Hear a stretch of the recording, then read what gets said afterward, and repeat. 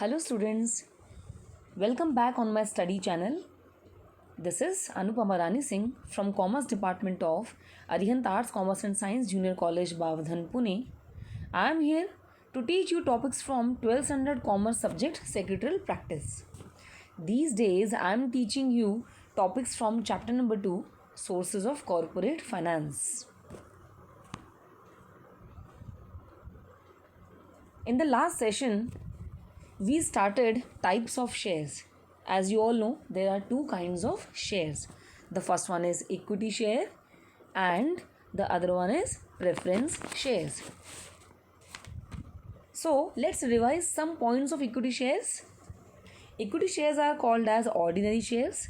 They are also called as risky shares because as soon as one purchases equity shares becomes an equity shareholder and his money gets blocked in the company for longer time till the company continues its operations. Or you can say, during the lifetime of a company, an equity shareholder cannot take his money back. Money will be refunded only at the time of winding up or closing down of the company. And that's why it is also called as risky capital as well as permanent capital. जैसे हमने पिछली slides में पढ़ा था कि equity shares कौन होते हैं, उन्हें हम लोग ऑर्डिनरी शेयर्स के नाम से भी जानते हैं, साथ साथ हम उन्हें रिस्की शेयर्स के नाम से भी जानते हैं, क्योंकि जैसे ही कोई इंसान अपना पैसा इक्विटी शेयर्स में इन्वेस्ट करता है उसका पैसा कंपनी के ही साथ ब्लॉक्ड हो जाता है और वो कंपनी में तब तक ब्लॉक रहता है जब तक कि कंपनी एक्चुअली वर्किंग होती है.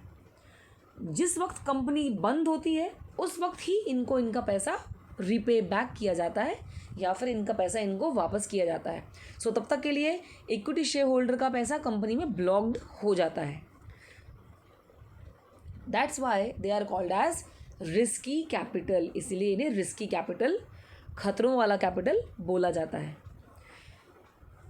नेक्स्ट हमने इंपॉर्टेंट चीज़ पढ़ी थी डिविडेंड के बारे में कि डिविडेंड रेट इनका हमेशा फ्लक्चुएटिंग रहता है. They get dividend at a fluctuating rate because it depends on the ups and downs of the market value. जिस तरह से इक्विटी शेयर की मार्केट वैल्यू रहेगी, अगर मार्केट वैल्यू बढ़ रही है तो इनका डिविडेंड रेट भी इनको बढ़ के मिलेगा. अगर मार्केट वैल्यू डाउन चल रही होगी तो इनके शेयर का डिविडेंड भी इनको कम रेट पर दिया जाएगा. They are also called as residual claimants or you can say last claimants because they receive dividend and capital at the last after payment of all other parties is done. हम equity shares को residual Clements के नाम से भी जानते हैं या फिर लास्ट क्लेमेंट्स के नाम से जानते हैं क्योंकि कंपनी सबसे पहले बाकी लोगों का पैसा चुकाती है, बाकी इन्वेस्टर्स का पैसा चुकाती है और फाइनली एंड में जाकर इक्विटी शेयर होल्डर्स को इनका पैसा वापस किया जाता है. So they are called as residual or last claimants of the company. Let's move further towards features of shares.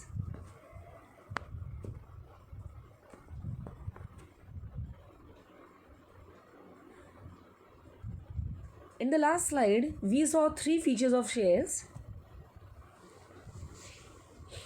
That was permanent capital, fluctuating dividend, and the third one was rights. I had also told you to make a diagram like this before explaining points. मैंने आपको बताया था कि जब भी आप points explain करते हो तो उसके पहले डायग्राम ड्रॉ करो इस तरह से.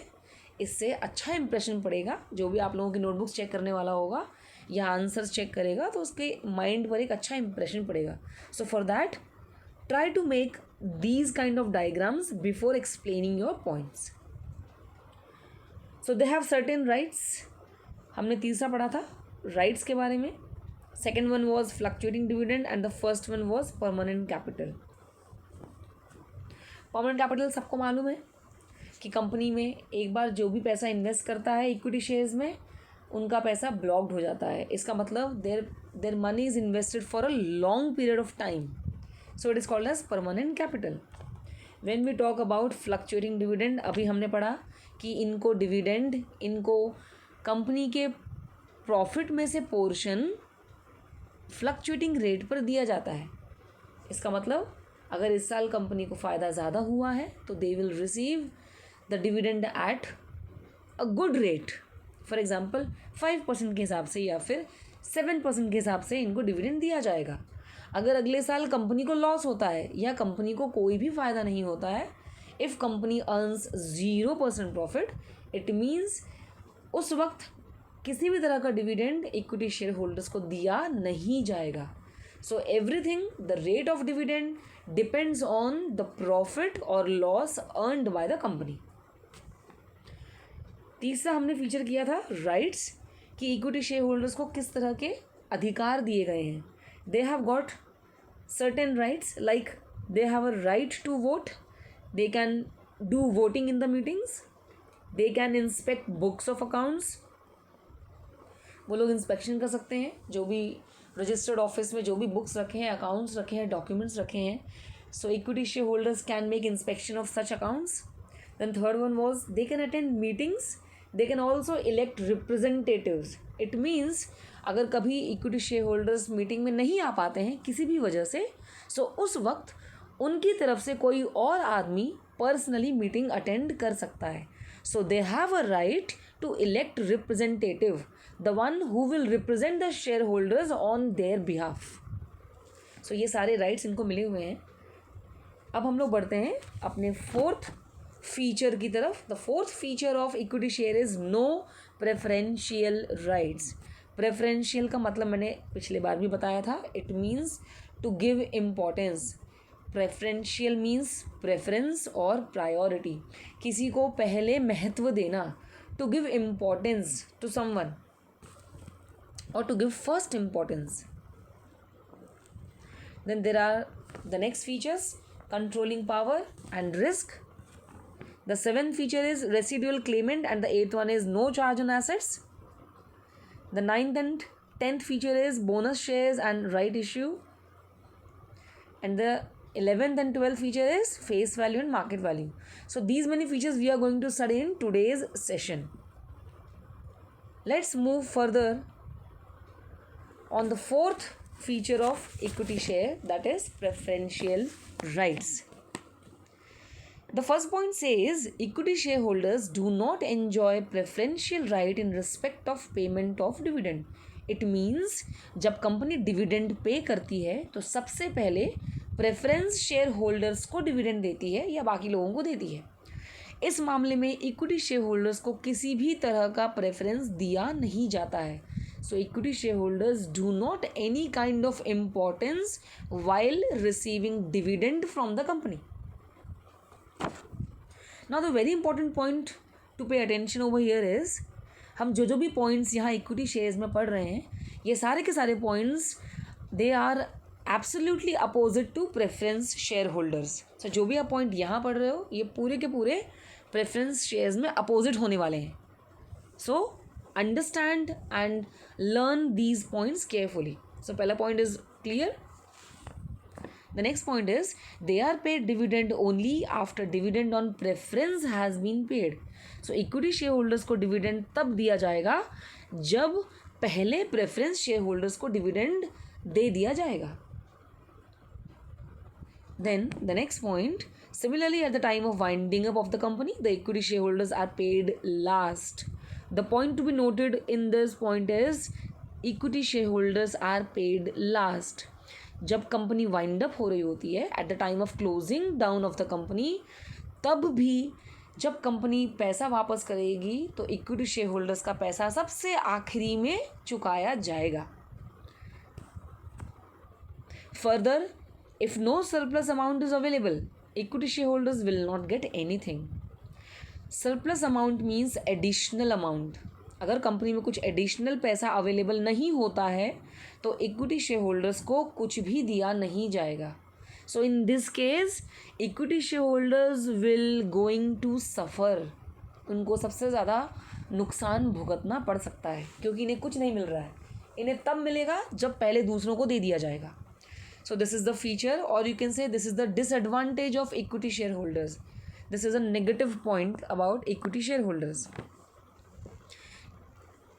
The fifth feature of equity share is controlling power.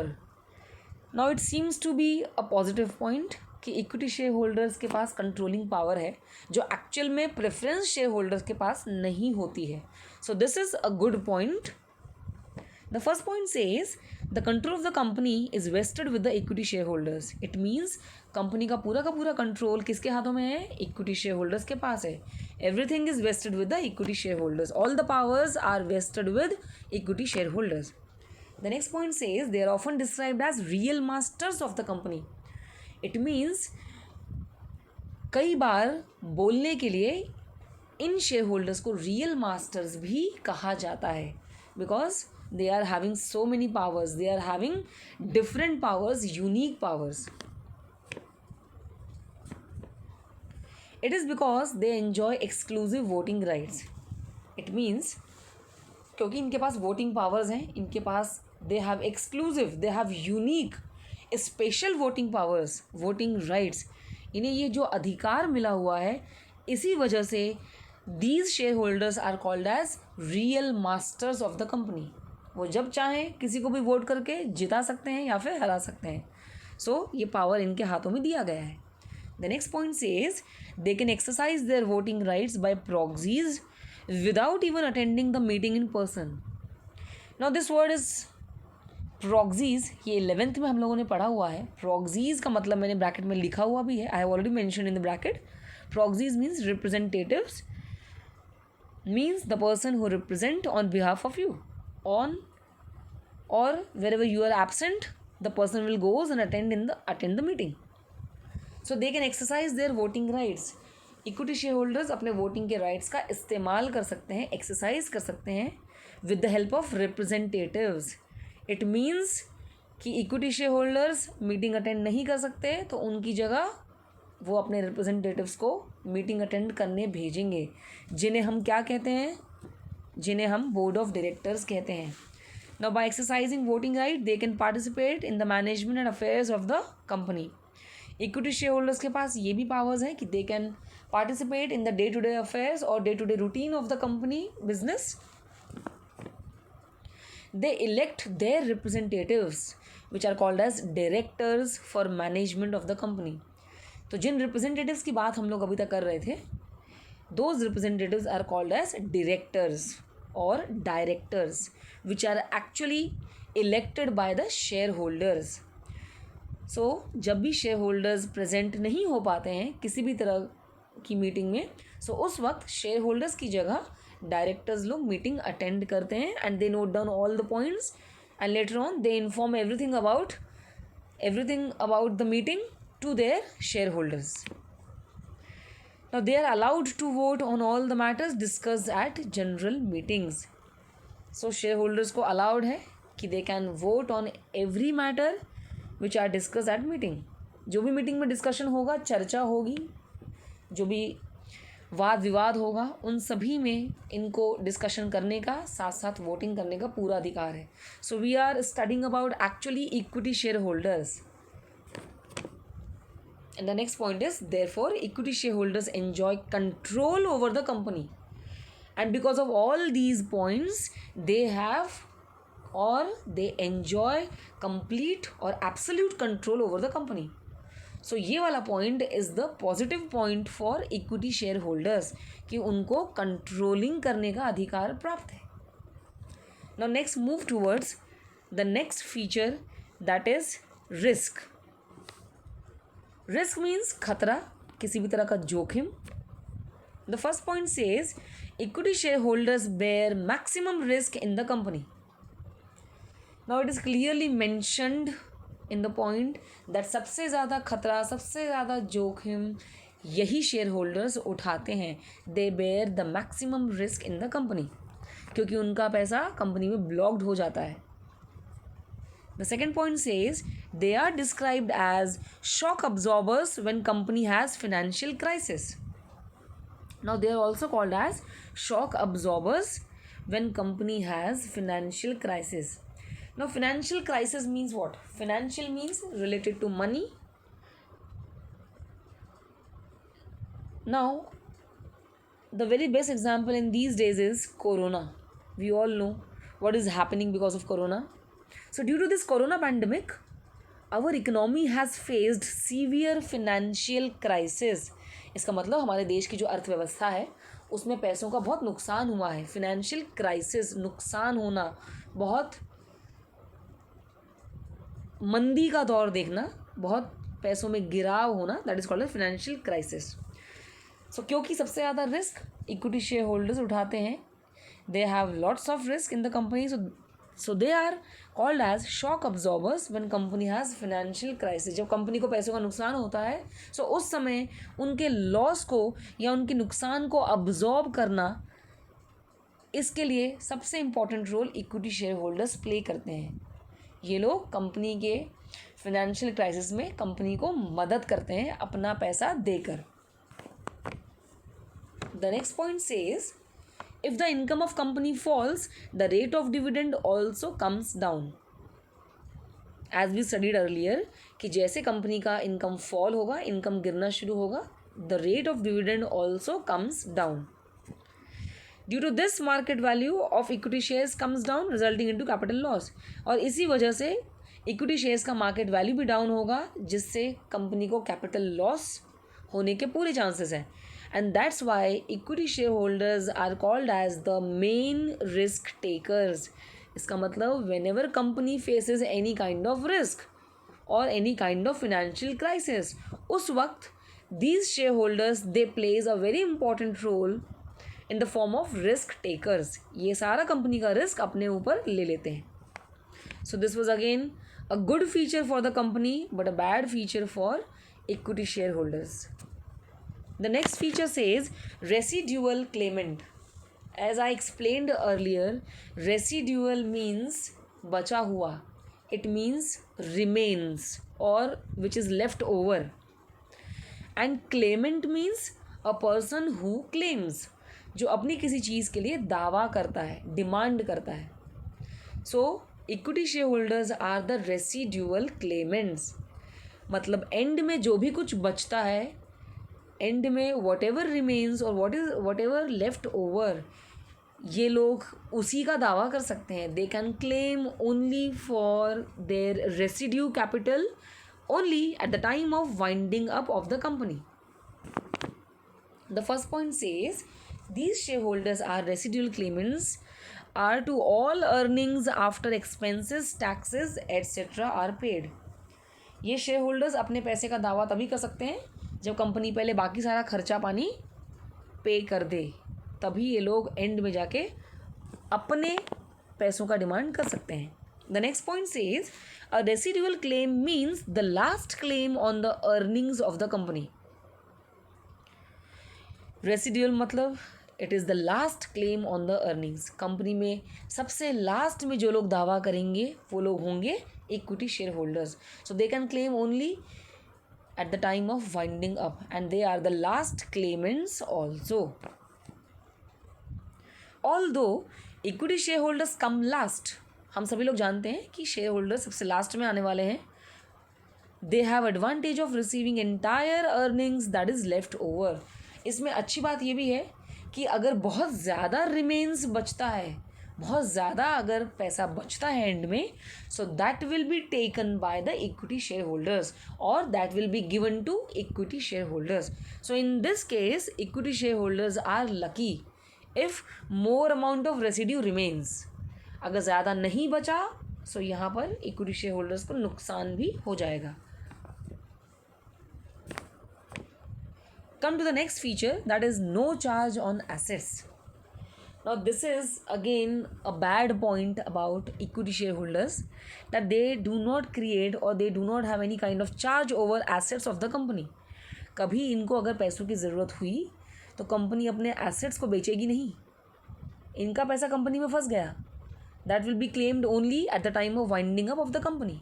लेकिन अगर इनको पैसा चाहिए और ये किसी एसेट पर क्लेम करना चाहें तो वो नहीं कर सकते, और ना ही कंपनी अपना कोई एसेट बेचकर इनका पैसा वापस करेगी.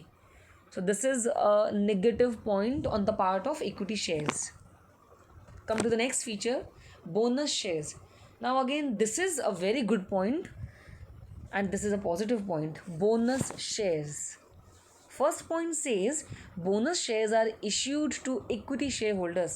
This point is to be noted that bonus shares केवल और केवल इक्विटी शेयर होल्डर्स को दिए जाते हैं, ना कि प्रेफरेंस शेयर होल्डर्स को. The second point says These shares are issued free of cost to existing equity shareholders. Now again, this is a very good point, that these shares are given free of cost to existing equity shareholders. Again, this point is to be noted that existing means present equity shareholders. जो हाल फिलहाल company के share holders हैं, केवल उन्हीं लोगों का ये हक है कि उन्हें बोनस शेयर्स दिए जाएं. The shareholders which have already left the company, they are not entitled to receive any kind of bonus shares. जो लोग कंपनी के इक्विटी शेयर होल्डर्स हुआ करते थे लेकिन अभी वो छोड़ के जा चुके हैं, सो उन्हें किसी तरह का बोनस शेयर दिया नहीं जाएगा, because they are not existing. So this point is to be noted कि इक्विटी शेयर होल्डर्स को ही बोनस शेयर्स दिए जाते हैं. And the second is they are given free of cost. ये पॉइंट कई बार बोर्ड एग्जाम में पूछा भी जाता है, that these shares are given free of cost. इन पर किसी भी तरह का पैसा चार्ज किया नहीं जाता. So if you are an existing equity share holder, you will get a benefit of bonus shares. The third is, these bonus shares are issued out of accumulated profits. अब कंपनी ये bonus shares देती कहाँ से है? So company ये bonus shares अपने accumulated profits में से देती है. accumulated means profit which is collected by the company. Company ने जो पैसा कलेक्ट करके रखा है, रिजर्व करके जमा करके रखा है, कंपनी उसमें से ही बोनस शेयर्स अपने इक्विटी शेयर होल्डर्स को देती है. The fourth point says equity shares are issued in proportion to the shares held. अभी सभी को बोनस शेयर्स एक हिसाब से नहीं मिलेगा. बोनस शेयर्स दिया जाता है as per the proportion of the shares held by equity share holder. For example, मेरे पास अगर 2 इक्विटी शेयर होल्डर हैं और कंपनी ने डिसाइड किया है कि हम 2 शेयर्स रखने वालों को 1 बोनस शेयर देंगे, so I will receive 1 bonus share because I am having 2 equity shareholders. So like this, if somebody is holding 10 equity shares, he will receive 5 bonus shares. So जितने ज़्यादा shares आप hold करोगे उतने ही ज़्यादा bonus shares आपको मिलेंगे. So this is a kind of deal. The next point says this benefit is available only to the equity shareholders. मैंने already इसको अंडरलाइन कर रखा है दैट ये वाला बेनिफिट, बोनस शेयर्स वाला बेनिफिट केवल और केवल इक्विटी शेयर होल्डर्स को ही दिया जाता है. This is to be given only and only to the equity share holders, not to the preference share holders. Now next feature says right issue. Now right issue is somewhat similar to bonus shares. Bonus shares के जैसा ही right issue भी होता है. Issue means issue of right shares. So right issue means issue of right shares. Now what are these right shares?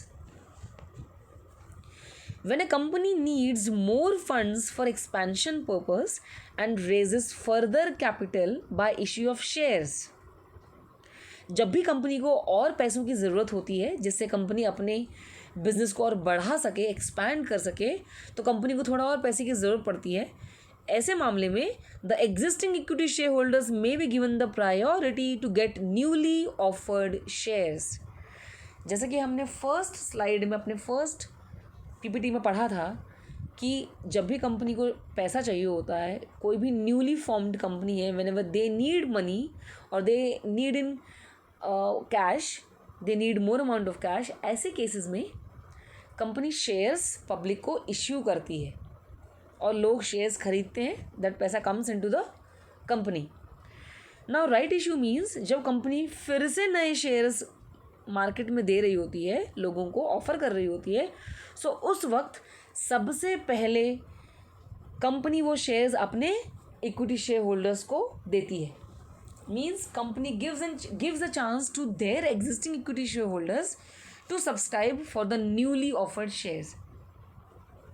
So if equity shareholders are interested, they can purchase more shares. So अगर equity shareholders interested हैं तो वो नए shares में फिर से थोड़े shares purchase कर सकते हैं. So this is called as right issue. जब कंपनी नए शेयर्स मार्केट में देती है उसके पहले कंपनी वो शेयर्स खरीदने का अधिकार अपने इक्विटी शेयर होल्डर्स को देती है. और इक्विटी शेयर होल्डर्स वो हैं जो प्रेजेंट में इक्विटी शेयर्स हैं, existing equity share holders. The next point says this is called right issue. इसे कहते हैं right issue. The shares are offered to equity shareholders first in proportion to their existing shareholdings. It means company सबसे पहले ये shares लोगों को देने से पहले अपने इक्विटी शेयर होल्डर्स को ऑफर करती है, और वो भी उनके एग्जिस्टिंग शेयर होल्डिंग के हिसाब से. उनके पास पहले जितने इक्विटी शेयर्स हैं उसके हिसाब से कंपनी डिसाइड करेगी कि उनको नए शेयर्स कितने मिलने चाहिए. So again, this is a good point on the part of equity shareholders. Now come to the 11th feature, that is face value. Now face value means the actual value of the shares. So if you want to purchase equity shares, what would be the face value? हमें कैसे पता चलेगा कि face value कितनी होती है equity shares की? So the face value of equity shares is low. Equity shares की value हमेशा कम होती है, and it can be generally ₹10 पर शेयर और ₹1 पर शेयर. या तो ये 10 रुपये भी हो सकती है, पर वैल्यू ऑफ शेयर इज़ ₹10, और ₹1 भी हो सकती है. सो इतना कम फेस वैल्यू इन शेयर्स का होता है. So this is an easy point two remember. The face value of equity share is low. It can be ₹1 और 10. Come to the next feature, that is market value. Now equity shares की market value कैसी रहती है? The first 2 points says market value of equity shares fluctuates according to the demand and supply of these shares. Equity shares का market value हमेशा चढ़ता गिरता रहता है. It is always changing. It is always fluctuating according to the demand and supply. Market में जितना ज़्यादा demand होगा उतनी मार्केट वैल्यू बढ़ेगी, और जितना सप्लाई ज़्यादा होगी या कम होगी, डिमांड कम होगी, उस हिसाब से मार्केट वैल्यू गिरेगी. So if the demand and supply is more, obviously the market value of equity shares will rise up. अगर डिमांड कम है शेयर्स की तो ऑब्वियसली सप्लाई भी कम होगा. सो इस हिसाब से मार्केट वैल्यू इक्विटी शेयर्स का गिर जाएगा. Second point says the demand and supply of equity shares depend on profit earned and dividend declared. अब हम डिमांड एंड सप्लाई को कहाँ से निश्चित करते हैं? It depends on the profit earned and dividend declare. Company ने कितना एक्चुअली प्रॉफिट कमाया है और कंपनी ने कितना डिविडेंड अपने शेयर होल्डर्स को दिया है. So on the basis of these 2 points the demand and supply of equity shares very.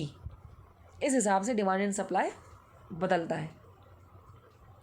Fourth point says when a company earns huge profit, market value of its shares increases. जब company को बहुत ज़्यादा profit होता है, when a company earns massive profit और maximum profit, at the time market value of shares बढ़ जाती है. वैसे ही अगर कंपनी को लॉस होता है, when a company incurs loss, the market value of shares decreases. Market value गिर जाती है. Now there are frequent fluctuations in the market value of equity shares in comparison to other securities. This point is to be noted कि market में सबसे ज़्यादा equity shares के face value पर या फिर मार्केट वैल्यू पर हमेशा फ्लक्चुएशंस होते रहते हैं. इनकी वैल्यू हमेशा बढ़ती गिरती रहती है. अगर हम बाकी सिक्योरिटीज़ देखें तो इक्विटी शेयर्स के मार्केट वैल्यू ज़्यादा फ्लक्चुएट होती है, ज़्यादा चेंज होती है. Therefore equity shares are more appealing to the speculators. Speculators means जो लोग सट्टा लगाते हैं, जो सट्टेबाज होते हैं, like we say match fixers.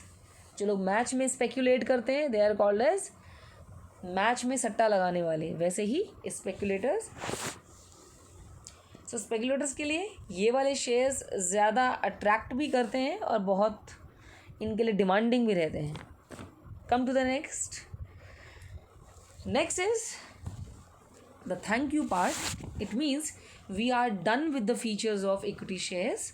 So in the next session I will explain you about the meaning of preference shares and features of preference shares. So till then, stay safe and healthy, and thank you.